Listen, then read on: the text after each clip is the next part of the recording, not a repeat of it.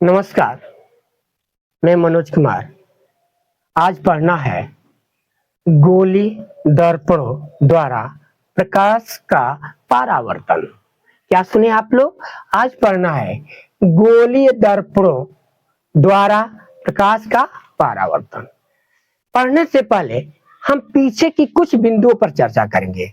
पिछले लेक्चर में आप देखे थे गोली दर्पण संबंधी कुछ परिभाषाएं, जिसमें हम बताए थे बच्चे आपतित किरण, परावर्तित किरण, आपतन कोण, परावर्तन कोण, अभिलंब, फोकस, द्वारक, वक्रता त्रिज्या आदि के बारे में हम बता चुके हैं। यहाँ तक कि ध्रुव को भी बताए हैं, फोकस को भी बताए हैं, वक्रता केंद्र को भी बताए हैं। अब बच्चे ध्यान देंगे, जो आपके सामने आकृति हम बनाए हैं, ये गोली दर्पण को दो भागों में बांटा गया है, अवतल दर्पण, उत्तल दर्पण। अवतल दर्पण पे 4 घटना होती है और उत्तल दर्पण पे 4 घटना होती है। अगर ये चारों घटना आप नहीं जानते हैं तो आप कभी भी प्रतिबिंब का निर्माण एक्चुअली नहीं कर सकते।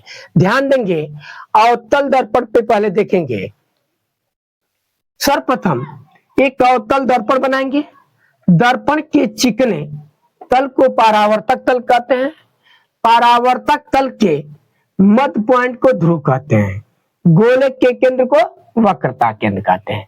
पहली घटना देखेंगे, यदि प्रकाश की किरण को मुख्य अक्ष के समांतर भेजें तो ये किरण दर्पण से टकराकर परावर्तन के पश्चात जिस बिंदु से होकर गुजरती है उस बिंदु को फोकस कहते हैं।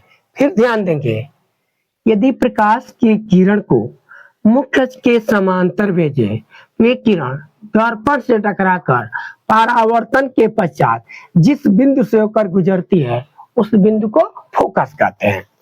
दूसरा घटना, यदि प्रकाश की किरण को फोकस से भेजें तो वे किरण दर्पण से टकराकर परावर्तन के पश्चात मुख्य अक्ष के समांतर हो जाती है। फिर ध्यान देंगे, यदि प्रकाश की किरण को फोकस से भेजें तो वे किरण दर्पण से टकराकर परावर्तन के पश्चात मुख्य अक्ष के समांतर हो जाती है। तीसरी घटना, यदि प्रकाश की किरण को हम वक्रता केंद्र से भेजें तो वे किरण दर्पण से टकराकर परावर्तन के पश्चात उसी मार्ग में वापस लौट जाती है। यदि प्रकाश की किरण को वक्रता केंद्र से भेजें तो वे किरण दर्पण से टकराकर परावर्तन के पश्चात उसी मार्ग में वापस लौट जाती है। चौथा घटना देखेंगे, यदि किसी प्रकाश की किरण को ध्रुव पर भेजें तो जितना कोण पर गिरती है उतना ही कोण पर परावर्तित हो जाती है। अतः आपतन कोण परावर्तन कोण के बराबर होता है। अब उत्तल दर्पण पे देखेंगे यही 4 घटना। यदि प्रकाश की किरण को मुख्य अक्ष के समांतर भेजें वे किरण दर्पण से टकराकर परावर्तन के पश्चात परावर्तित हो जाती है। क्या हो जाती है? परावर्तित, और आभास होती है कि फोकस से होकर गुजर रही है। आभास होती है कि फोकस से होकर गुजर रही है। ध्यान देंगे, यदि प्रकाश की किरण को मुख्य अक्ष के समांतर भेजें तो वे किरण दर्पण से टकराकर परावर्तन के पश्चात वो परावर्तित हो जाती है और आभास होती है कि फोकस से होकर गुजर रही है। दूसरा कंडीशन, यदि प्रकाश की किरण को फोकस पे भेजें तो वे किरण दर्पण से टकराकर परावर्तन के पश्चात मुख्य अक्ष के समांतर हो जाती है और आभास होती है, इधर आभास कर देते हैं कि फोकस से होकर गुजर रही है। यदि प्रकाश की किरण को वक्रता केंद्र पर भेजें तो वे किरण दर्पण से टकराकर परावर्तन के पश्चात उसी मार्ग में वापस लौट जाती है और इधर आभास कर देते हैं ये किरण वक्रता केंद्र पर भेजी गई है। ये किरण कहाँ पे भेजी गई है? वक्रता केंद्र पर। चौथी घटना उत्तल दर्पण पे, यदि प्रकाश की किरण को ध्रुव पर भेजें तो जितना एंगल पर गिरती है उतना ही एंगल पर परावर्तित हो जाती है। अतः आपतन कोण परावर्तन कोण के बराबर होती है। चिन्ह परिपाटी, गोली दर्पणों का चिन्ह परिपाटी क्या है, इस पे ध्यान देंगे आप लोग।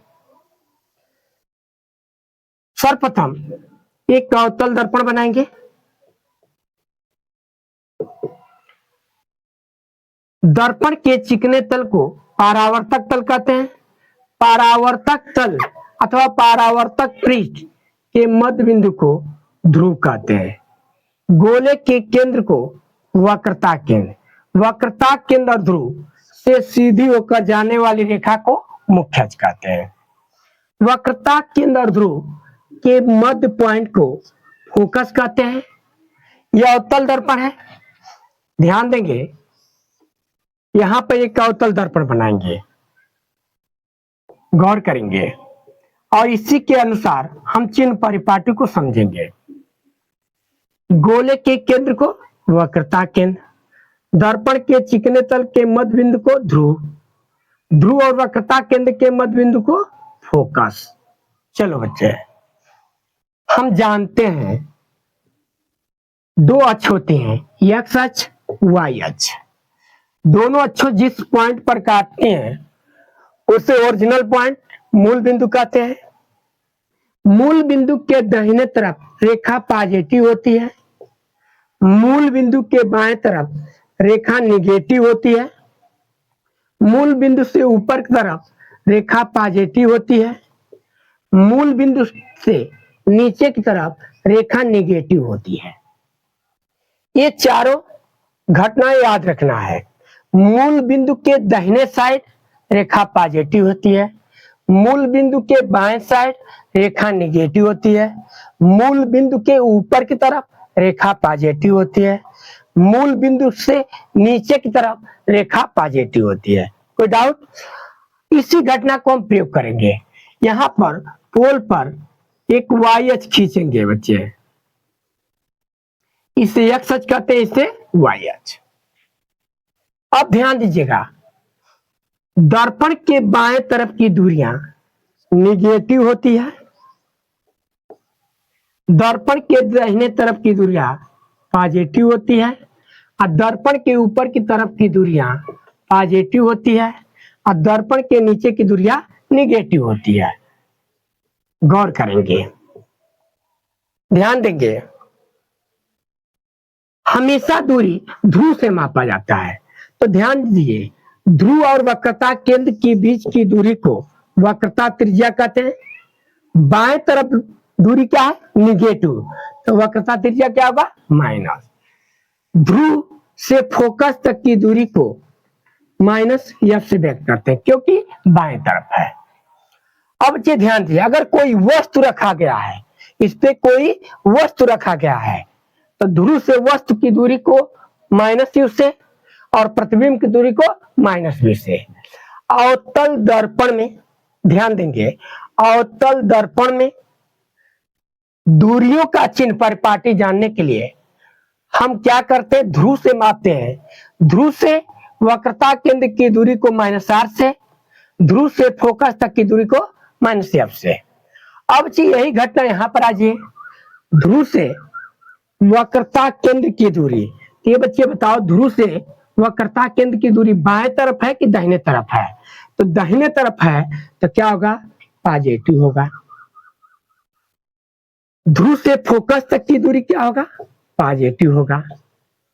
अब ध्यान दीजिए, अवतल दर्पण में वाई अक्ष का चिन्ह परिपाटी नहीं बदलता है, लेकिन एक्स अक्ष का चिन्ह परिपाटी चित्र के अनुसार बदलता रहता है।